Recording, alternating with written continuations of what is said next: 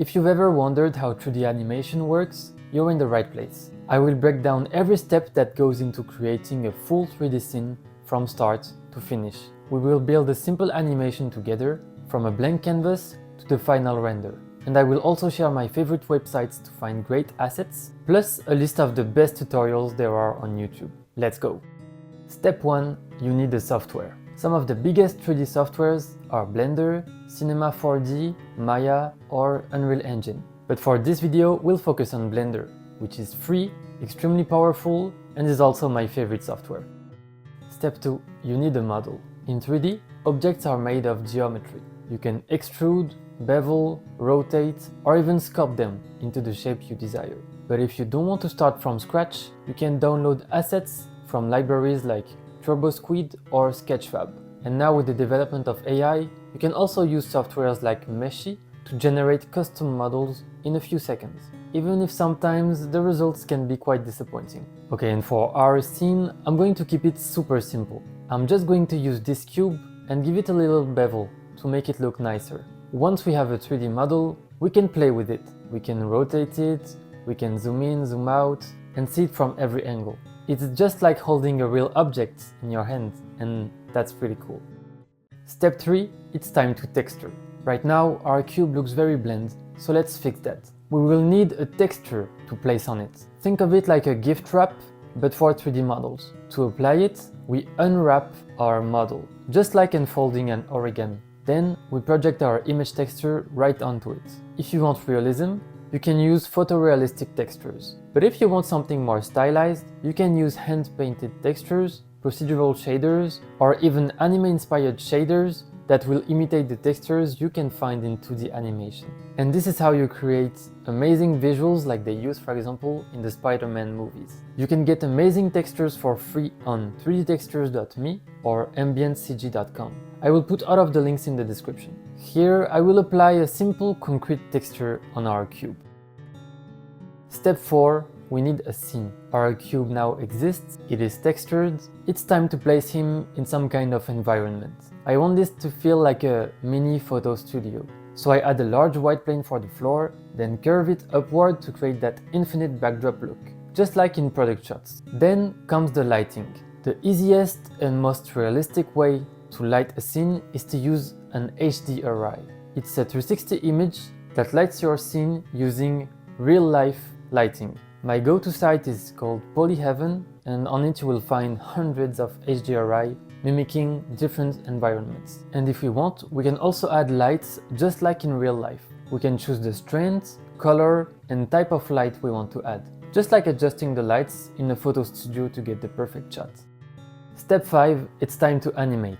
I want our cube to do a simple flip.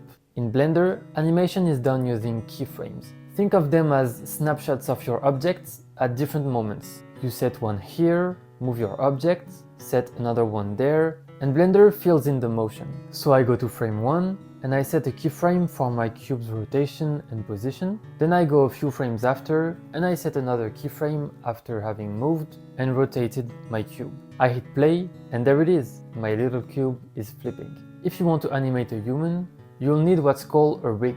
It's a digital skeleton placed inside your model. Once it's rigged, you can pose it just like a puppet. And bonus tip, you can use Mixamo to get thousands of pre-made animations. It's an absolute game changer. Step 6. We need to add a camera. We are literally going to add a camera to our scene just like in real life. In Blender, you can play around with the settings of your camera. You can play with the depth of field to get that nice background blur, or even switch to a wide-angle lens for a more dramatic look.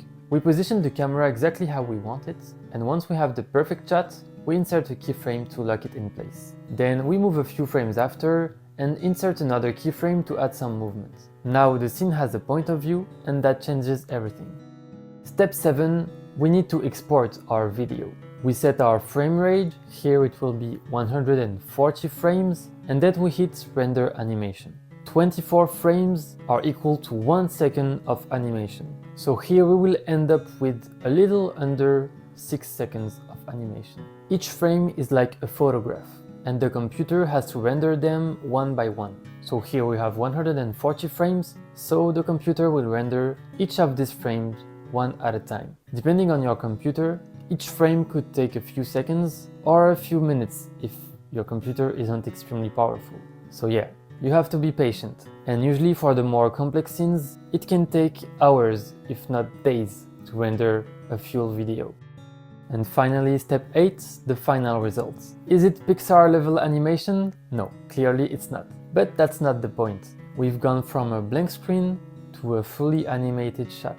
And now you understand modeling, texturing, animating, lighting, filming, and rendering. And that's pretty much the whole 3D pipeline. If you want to go deeper and continue learning about Blender, some of the best tutorials on YouTube come from Blender Guru, Ducky3D, Grand Habit, or Killan John. For inspiration, make sure to check out Jess Wisselman, Ian Hubert, and Lord Stingray. They all have amazing styles and are extremely talented. Also, don't miss the contests organized by Punisher. They're literally amazing. 3D artists showcase all of their creativity, and it's a real source of motivation and inspiration.